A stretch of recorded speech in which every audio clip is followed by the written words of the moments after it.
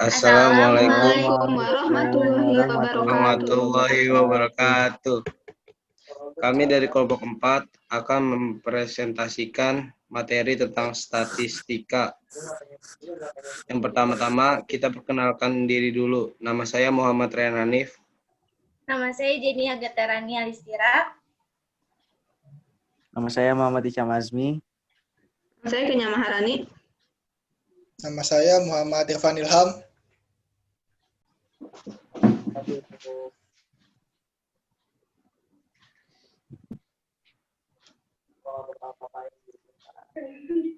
Statistika.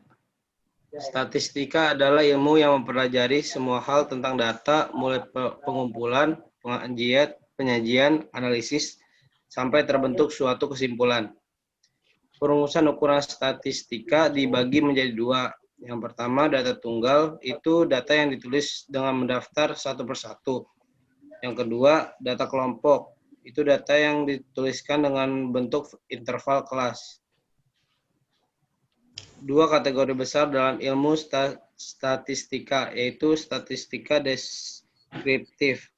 Statistika deskriptif adalah metode untuk mengorganisasikan, meringkas, dan menyajikan suatu informasi.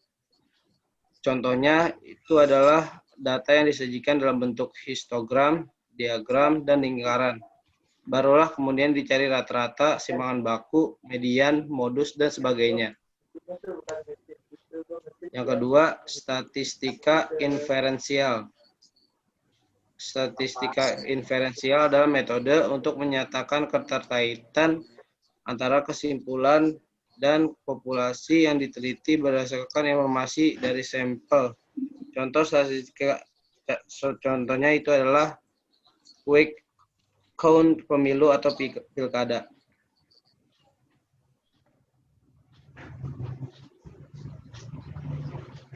Istilah dalam statistika. 1. Populasi. Populasi adalah objek yang dijadikan penelitian. Misalnya, jika akan melakukan penelitian tentang pengaruh hormon steroid pada pertumbuhan ayam pedagang atau broiler, maka populasi yang dipilih adalah ayam pedagang yang dibudidayakan oleh peternak. 2. Sampel. Sampel adalah bagian dari populasi yang bisa dijadikan sumber informasi. Misalnya dari banyaknya ayam pedagang yang dimiliki oleh peternak. Kamu cukup mengambil beberapa saja untuk kamu amati selama proses penelitian. Artinya, tidak perlu dijadikan semua ayam sebagai bahan penelitian. 3. Variabel. Variabel adalah sifat beda antar objek penelitian. Misalnya tinggi badan, warna bunga, bentuk biji, dan lain-lain. Variabel yang bisa dinyatakan dengan angka disebut variabel kuantitatif. Contohnya tinggi badan, berat badan, dan lain-lain.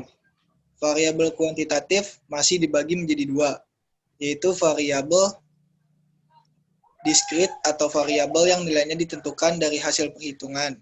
Misal banyak siswa, banyak kendaraan, dan lain-lain. Dan variabel kontinu atau variabel yang nilainya didapat dari hasil pengukuran. Misalnya tinggi pohon di dalam area kampus. Sementara itu, variabel yang tidak bisa dinyatakan dengan angka disebut variabel kualitatif. Contohnya, warna bunga, bentuk mata, bentuk jengger, dan sebagainya. Untuk lebih jelasnya, 4. Data.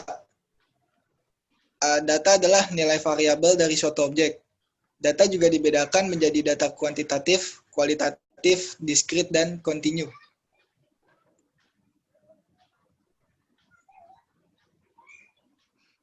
Pengumpulan data dan teknik sampling. 1. Metode sampel acak. Metode sampel acak adalah metode pemilihan sampel berdasarkan konsep peluang atau angka acak. Artinya, sampel yang diambil secara acak. Contohnya adalah setiap kartu di dalam populasi diberi identitas berupa nomor, lalu seluruhnya dicampur dalam suatu tempat. Peneliti akan mengambil secara acak kartu tersebut sesuai kebutuhan. Nah, kartu-kartu yang terambil secara acak tersebutlah yang dinamakan sampel. 2. Metode sistematik. Metode sistematik adalah metode untuk mendapatkan sampel secara sistematik. Misalnya kamu memiliki 2.000 kartu dan masing-masing kartu sudah kamu beri identitas berupa nomor. Sementara itu, kartu yang kamu butuhkan untuk penelitian hanya 100. Langkah tepat yang harus kamu lakukan agar sistematik adalah membagi banyaknya kartu dengan kartu yang kamu butuhkan, yaitu 2.000 dibagi 100 sama dengan 20. Anggap K 20. Sehingga kamu bisa melakukan pengambilan setiap selisih 20, misal 5, 25, 45, 65, dan seterusnya. Ketiga, metode sampling terstratifikasi. Metode sampling terstratifikasi adalah metode untuk mencari sampel dengan cara membagi suatu populasi dalam dua grup berdasarkan beberapa pertimbangan sifat. Lalu tiap sampel diambil dari masing-masing grup. 4. Metode sampling kelompok. Metode ini hampir sama dengan metode sampling terstratifikasi. Hanya saja sampel yang dipilih adalah grup atau kelompok, bukan tiap-tiap individu pada masing-masing grup. Dengan demikian, sampelnya adalah seluruh anggota grup atau kelompok yang dipilih.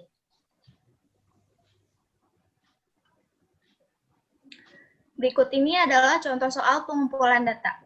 Yang pertama, golongan darah manusia dengan sistem ABO hanya ada 4, yaitu A, B, AB, dan O. Jika dokter memberitahu golongan darahmu, data jenis apakah yang akan kamu terima? Golongan darah termasuk variabel kualitatif, karena tidak dinyatakan dengan angka. Dengan demikian, golongan darah termasuk data kualitatif. Yang kedua, ada gunung tertinggi di dunia adalah Gunung Everest yang terletak di pegunungan Himalaya. Ketinggian Gunung Everest adalah 8.848 meter dari permukaan air laut. Dari informasi tersebut, tentukan jenis variabel dan datanya. Ketinggian gunung merupakan variabel kontinu karena diperoleh melalui pengukuran. Oleh karena itu, tinggi Gunung Everest yang bernilai 8.848 meter merupakan data kuantitatif kontinu. Yang ketiga, Anggi memiliki 500 kartu. Untuk memudahkan penelitiannya, ia sudah memberi nomor seluruh kartu. Namun demikian, kartu yang ia butuhkan untuk penelitian hanya 20. Tentukan kartu mana saja yang harus ia pilih jika metode yang digunakan Anggi sampling terstratifikasi. Mula-mula tentukan nilai K. K 500 dibagi 20 jadi nilai K-nya 25. Jadi setiap kartu yang ia ambil harus memiliki selisih 25 dengan kartu sebelumnya. Misalnya 10, 35, 60, 85, 110, dan seterusnya.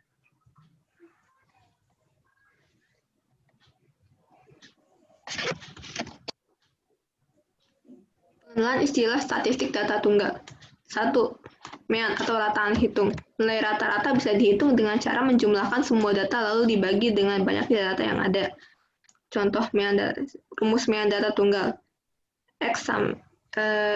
Mean sama dengan variabel X1 tambah X2 tambah X3 lalu sampai Xn dibagi N atau jumlah banyaknya data.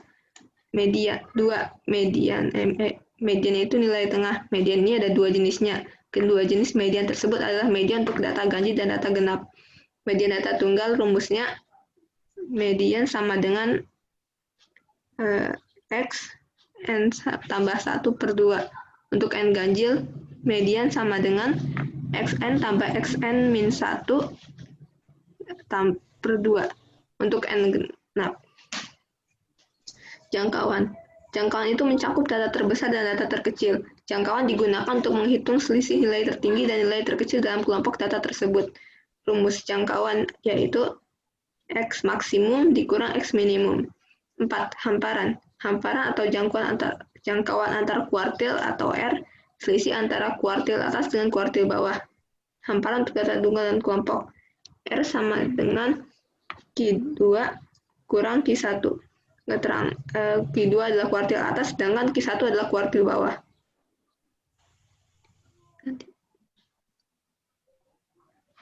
5. Simpangan kuartil. Jangkauan dari ketiga kuartil itu sendiri. Rumus simpangan kuartil adalah setengah dikali Q3 dikurang Q1. Yang keenam adalah simpangan rata-rata, yaitu hasil perhitungan simpangan rata-rata selalu positif. Rumus simpangan rata-rata data tunggal yaitu 1/n sigma n 1/n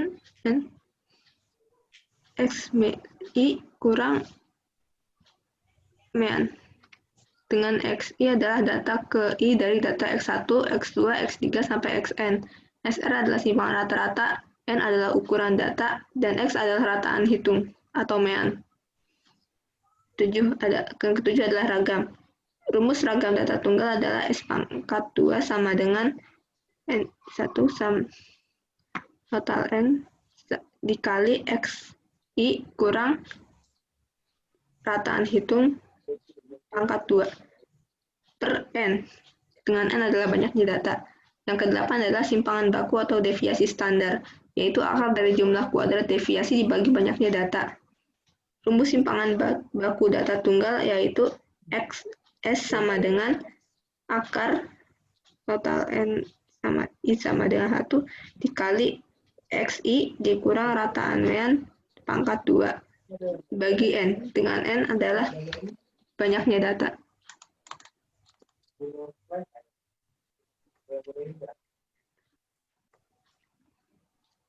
Sembilan, modus atau MO. Sama dengan nilai yang paling sering muncul atau nilai yang mempunyai frekuensi tertinggi.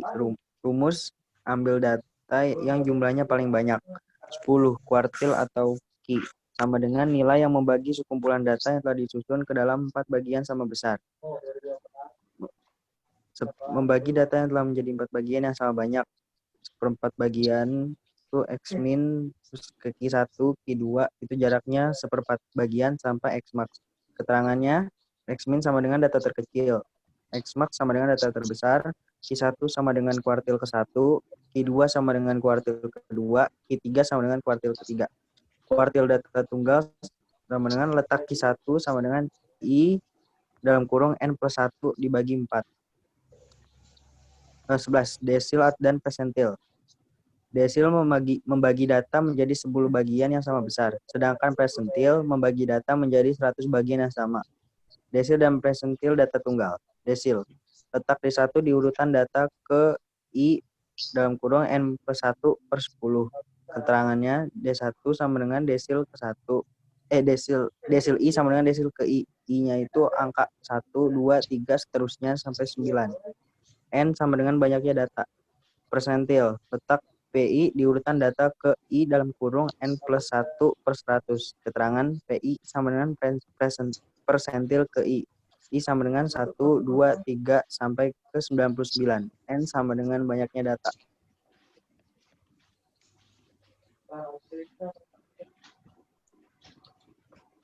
Nah, ini ada contoh soal. Yang pertama, hitunglah rata-rata dari data 6, 6, 4, 6, 2, 5, 5, 6, 7, 6, 8. Jawab. Dari data tersebut, kita ketahui bahwa jumlah data adalah 11. Maka N-nya sama dengan 11. Dengan menggunakan rumus yang tadi kita dapat, dengan menghitung kata-katanya, itu mean sama dengan 1/n sigma N I sama dengan 1 XI. 1 per 11. 6 ditambah 6, ditambah 4, ditambah 6, ditambah 2, ditambah 5, ditambah 5, ditambah 6, ditambah 7, ditambah 6, ditambah 8. Hasilnya adalah 1 per 11 dikali 61, yaitu 5,55. Yang kedua ialah diberikan data sebagai berikut. 4, 3, 5, 4, 6, 3, 6, 7, 8, 7, 8, 8. Hitunglah kata-katanya. Banyaknya data di atas adalah 12. N sama dengan 12. Kata-kata dari data di atas adalah sama seperti yang pertama, 1/n sigma N dengan 1 XI. Dengan hasil akhirnya itu 1/12 dikali 69 sama dengan 5,75. Data tunggal ganjil dan genap. Contoh 1. 5 orang anak menghitung jumlah kelereng yang dimiliki mereka. Dari hitungan mereka, diketahui jumlah kelereng mereka adalah sebagai berikut. 5, 6, 7, 3, dan 2. Median dari jumlah kelereng tersebut adalah, karena jumlah data adalah ganjil, maka penghitungan median menggunakan rumus median untuk data ganjil. Proses penghitungannya adalah sebagai berikut. Median sama dengan X ke 5 tambah 1 per 2 sama dengan X 6 per 2 sama dengan X 3. Dari rumus matematis di atas diperoleh bahwa median adalah X 3. Untuk mengetahui X 3, maka data harus diurutkan terlebih dahulu. Hasil pengurutan data adalah sebagai berikut. 5, 3, 2, 3, 5, 6, 7. 2, 3, 5, 6, dan 7. Yang nomor 3 adalah 5. Contoh kedua, 10 orang siswa dijadikan sampel dan dihitung tinggi badannya. Hasil pengukuran tinggi badan siswa tersebut adalah sebagai berikut. 172, 167, 180, 171, 169, 160, 175, 173, 170, 165.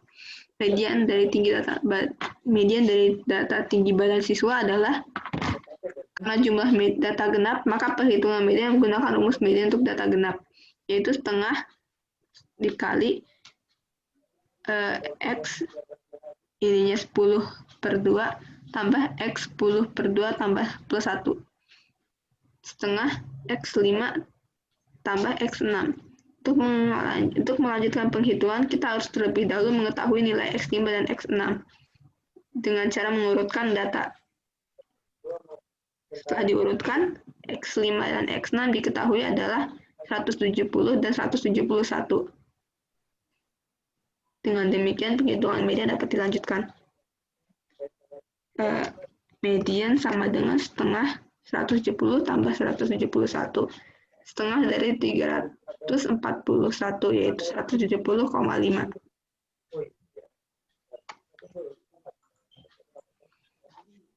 Contoh modus Contoh soal modus data tunggal.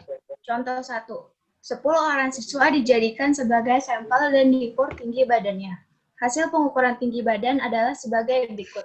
172, 167, 180, 170, 169, 160, 175, 175, 173, dan 170.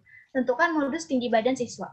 Untuk mengetahui modus dari data di atas, kita tidak menggunakan rumus apapun. Kita menentukan modus hanya melalui pengamatan saja. Dari hasil pengamatan, hanya nilai data 170 yang sering muncul, yaitu muncul 2 kali. Sedangkan nilai data lainnya hanya muncul 1 kali. Jadi modus data di atas adalah 170. Untuk mempermudah pengamatan dalam mendapatkan modus, kita bisa juga mengurutkan data tersebut. Hasil pengurutan data adalah sebagai berikut. 160, 165, 167, 169, 170, 170, 172, 173, 175, dan 180. Dengan mudah kita peroleh modus yaitu 170. Contoh 2. 8 buah mobil sedang melaju di suatu jalan raya. Kecepatan ke-8 mobil tersebut adalah sebagai berikut. 60, 80, 70, 50, 60, 70, 45, dan 75. Tentukan modus kecepatan mobil. Jika data diurutkan, maka hasilnya adalah sebagai berikut. 45, 50, 60, 60, 70, 70, 75, dan 80. Hasil pengamatan dari pengurutan di atas bisa diketahui nilai data 60 dan 70 adalah nilai data yang paling sering muncul, masing-masing yaitu 2 kali. Oleh karena itu, modus sekelompok data di atas ada 2, adalah 80 dan juga 60.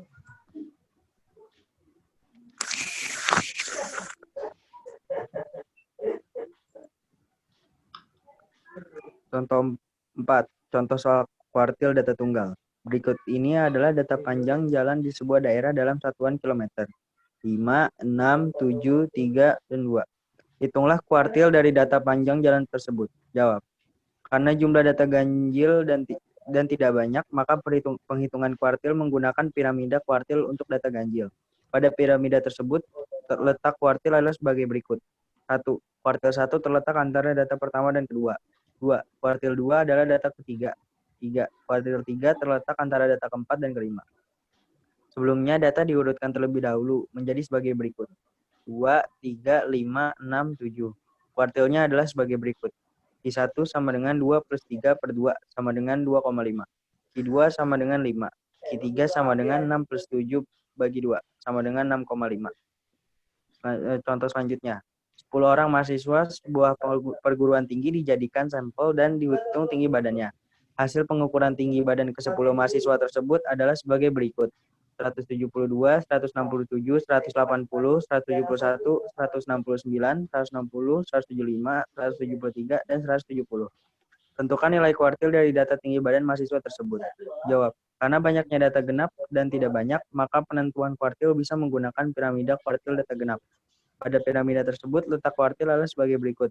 1. Kuartil 1 adalah data ketiga. 2. Kuartil 2 terletak antara data kelima dan keenam. 3. Kuartil 3 adalah data ke-8. Sebelumnya, data harus kita urutkan terlebih dahulu. Hasilnya adalah sebagai berikut. 160, 165, 167, 169, 170, 171, 172, 173, 175, 180. Dengan demikian, nilai-nilai kuartil adalah Q1 sama dengan 167. Q2 sama dengan 170 plus 171 dibagi 2, sama dengan 170,5. Q3 sama dengan 173.